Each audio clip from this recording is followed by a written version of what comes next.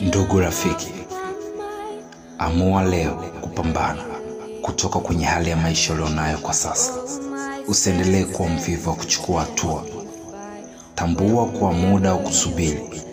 Leo una nguvu na una uwezo wa kufanya jambo la mabadiliko. Nguvu ulizonazo sasa sio utakazokuwa nazo kesho. Ndio maana kuna mzee ambaye jana naye alikuwa kijana. Embu chukua uamuzi sahihi wa kubadilika. Amua sasa kukataa hali ya umaskini. Amua sasa kukataa kushindwa. Amua sasa kufanya mipango inayopangika. Amua sasa kufanikiwa. Acha kuogopa, ondoa uvivu, chukua hatua.